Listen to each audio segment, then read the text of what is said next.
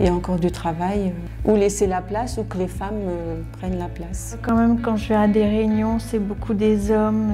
On parle de beaucoup de choses, c'est vrai, mais le fond, il a du mal à bouger. Le premier obstacle est toujours mais c'est bon, il n'y a plus de questions, ou les inégalités vont se résorber naturellement, l'essentiel du travail est fait, il n'y a qu'à attendre. Nous, effectivement, on se dit qu'il y a beaucoup de boulot au regard des résultats des enquêtes qu'on a menées sur le terrain. Quand on projette les évolutions, dans ces cas-là, on arrive sur des égalités qui se produisent d'ici un siècle ou deux. Peut-être qu'il faut quand même encore donner un petit coup d'accélérateur sur la question. Les inégalités femmes-hommes se rencontrent dans tout type de territoire. Mais dans les territoires fragiles et notamment ruraux, ces inégalités sont plus aiguës qu'ailleurs. Avec d'abord un accès à l'emploi plus difficile. En milieu rural, le taux d'emploi des femmes est de 8 points de moins que celui des hommes, alors que ces deux chiffres sont très proches dans la moyenne nationale. L'écart du taux de chômage entre hommes et femmes est ainsi plus grand en milieu rural, tout comme celui du temps partiel.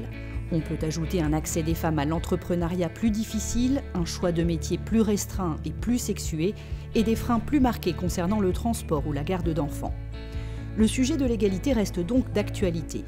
D'ailleurs, l'Union européenne, consciente de l'enjeu, en a fait un de ses principes transversaux qui guident l'ensemble du processus de gestion des FESI.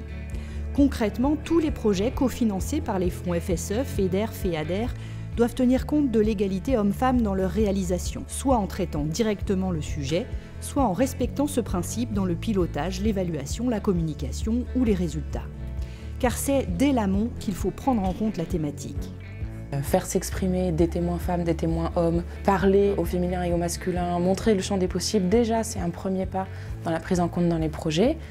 Et puis c'est aussi une approche proactive. Si on ne se pose pas régulièrement la question de comment intégrer de l'égalité et dans les projets et dans le programme de travail, ça passe systématiquement à la trappe. Atteindre une égale visibilité, autonomie, responsabilité et participation des deux sexes.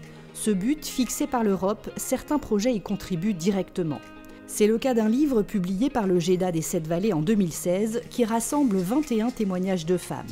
Les plus anciennes y racontent leur combat pour la reconnaissance de leur travail et l'obtention du statut d'agricultrice. Les plus jeunes, leur place dans l'exploitation ou le territoire. Un livre qui a contribué à changer les regards. Ça a permis quand même de montrer qu'on était compétente, qu'on a su participer à la ferme grâce à ce travail-là. C'était quand même montrer un petit peu le combat qu'ont mené les femmes et que le grand public puisse le voir, que ça se sache. Et puis que ça se transmette et que ça donne envie aussi aux nouvelles générations de se battre aussi. Le GEDA a aidé aussi les femmes à prendre confiance en elles et aussi après prendre notre place. C'est dans les fermes, mais c'est aussi plus globalement dans le monde rural. Et moi, par exemple, ça m'a aidé à m'investir sur ma commune. Aujourd'hui, je suis maire de ma commune. Toujours dans le monde agricole, et notamment dans le domaine de l'outillage et du machinisme traditionnellement perçu comme masculin, le tout récent projet Usagère entend bousculer les habitudes. Porté par l'atelier paysan qui accompagne des paysans et paysannes dans la conception et la formation de machines et de bâtiments adaptés, Usagère prévoit de mettre en place des formations, des résidences, des ateliers de prototypage et d'ergonomie afin que les femmes s'approprient les outils et le matériel et les adaptent enfin à leurs besoins. Ce projet comportera en outre un volet recherche autour de la question de l'innovation par les usages, du genre et du machinisme. Mais au-delà de l'agriculture, c'est tout le monde rural qui doit évoluer, et cela commence dès l'école. Promouvoir la mixité dans les filières de formation et les métiers, cet axe de travail est exploré par le projet Madame, piloté par les chambres des métiers et de l'artisanat. Un projet sur 3 ans, mené en Auvergne-Rhône-Alpes et PACA, aujourd'hui à mi-parcours, qui s'est d'abord attaché à faire un état des lieux. Premier constat, les stéréotypes ont la vie dure. Que les filles s'interdisent beaucoup de métiers. On voit un vrai travail effectivement à faire chez les filles, dans l'agriculture et l'artisanat, mais aussi auprès des maîtres d'apprentissage par exemple, où on voit véritablement qu'il y a des constructions qui ont la dent dure. Ça peut être le cas aussi finalement pour les garçons, mais peut-être un petit peu moins, parce qu'ils ont finalement une représentation un peu moins stéréotypée de leur métier et puis d'eux-mêmes finalement. Ce sont des choses qu'on a entendues et qu'on a relevées et qu'on va essayer de déconstruire. Une déconstruction qui passera d'abord par de la sensibilisation dans les écoles, les CFA et auprès des maîtres d'apprentissage.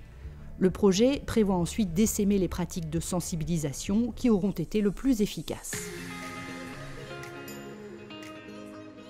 En Ardèche, un autre projet, ou plutôt un collectif aux multiples projets, travaille à favoriser l'insertion professionnelle des femmes en zone rurale. Ça a démarré par l'université de Lyon 2 qui est venue démarcher les femmes pour voir comment elles arrivaient à se remobiliser pour un emploi. Et de ce moment-là, un collectif est né et elles se sont rendues compte qu'ensemble, elles étaient plus fortes. Donc elles ont décidé de créer le magazine à ce moment-là, en se disant on va parler des femmes et de ce qui se passe sur notre territoire parce qu'elles adorent l'Ardèche et leur territoire. Et on a besoin justement de ces groupes, donc le groupe Odette justement aussi pour créer un réseau, se donner des forces. Localement c'est très important. Les premières Odettes ont retrouvé ou créé leur emploi, d'autres ont pris le relais et les projets se sont multipliés, comme un réseau de femmes entrepreneurs ou encore un projet européen de production média avec 2 collectifs partenaires, catalans et grecs. Ça nous a permis de voir que même sur d'autres territoires européens qui ne sont pas forcément les mêmes que l'Ardèche, les questionnements sont les mêmes en fait, les difficultés sont les mêmes. Et c'était mettre en valeur et pouvoir montrer qu'on pouvait s'installer en zone rurale et réussir aussi dans un emploi autre que autour de l'agriculture. Quelques exemples qui rappellent tout l'intérêt de la thématique de l'égalité des genres dans les projets et au-delà, la nécessité de prendre en compte l'égalité des chances de toutes les minorités.